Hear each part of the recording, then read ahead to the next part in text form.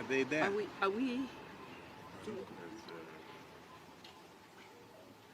Muko tayari? As always, the ability to convert places not known. It's very phenomenal. Look at this. I don't know. We'll discuss.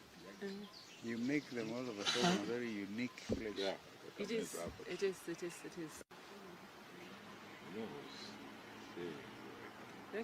David, kujene bana. Then you can.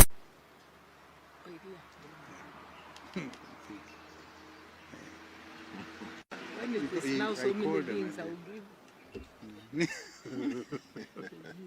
You want to start with apologies? Oh. Tuko set, eh?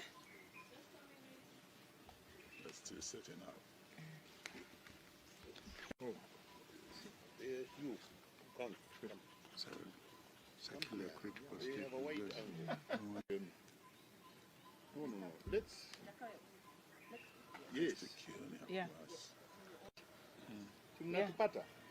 It looks nice. Yeah. So are we ready now? We begin by thanking you for. We have something to say to you. Before it is said by my brother, Honorable Kalonzo Musyoka, we have two colleagues who would have wanted to be with us, but were away on other duties. One of them is Honorable Gideon Moi. The other one is, so they are with us in spirit. They're not here, but they share the sentiments we are about. So my brother, go ahead. This is for immediate release. Today, the 16th of February 2024, Azimio la Umoja One Kenya Coalition Party endorses Right Honorable Raila Odinga EGH for chairperson of the African Union AU Commission. Following yesterday's public announcement by our party leader, the Right Honorable Raila Odinga, that he will be seeking the support of the African continent in his desire to be the next chairperson of the African Union Commission, we would like to state as follows. Number one, as Azimio Coalition, we welcome and congratulate our party leader for the bold step of putting his name forward for consideration of this most important role to the African continent and its people. We fully support his decision and we shall back his candidature to our fullest capacity. Number two, from the onset, Mr. Odinga has played a crucial and selfless role in the democratization of our nation. His sacrifices towards achieving socio-economic development, inclusivity, and stability of our republic are well documented. He has always put Kenya first. These are qualities that we believe are needed for the next chairperson of the AU Commission. Number three, as you all know, Mr. Odinga has a long-standing history of commitment to Pan-Africanism.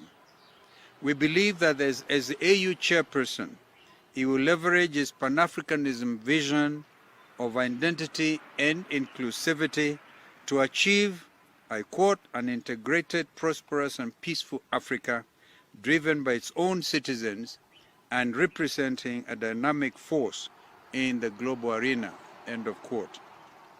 Number four, Right Honorable Raila Odinga has an unparalleled track record of leadership in promoting democratic principles, human rights, and good governance. These qualities make him the most ideal candidate for the position of chairperson of the AU Commission. In addition, Mr. Odinga is a bridge builder with an uncanny ability to unify and foster collaboration among member states. Number five, in addition, we believe that Mr. Odinga is eminently qualified for the job. Having been the AU High Representative for Infrastructure Development, he has traversed the continent, interacted with our people, and understands their wants and their needs. Number 6, we are aware that this is East Africa's turn to head the AU Commission, and we do pray that the East African community, the EAC, will support this bid of one of their most illustrious sons. Number 7, we are confident that Mr. Odinga's candidature for the position of AU chairperson will garner overwhelming support from all corners of the continent. His broad appeal and international name recognition as a statesman committed to Africa's progress makes him the right and best candidate for the job. Number 8, we call on all our compatriots to give bipartisan support and ensure that Mr. Odinga's bid is successful. Mr. Odinga's win will be a win for Kenya, the region, and indeed the continent. Number 9, Azimio remains focused and united on issues close to the people, and we give our assurance of our commitment to always address their concerns. I thank you.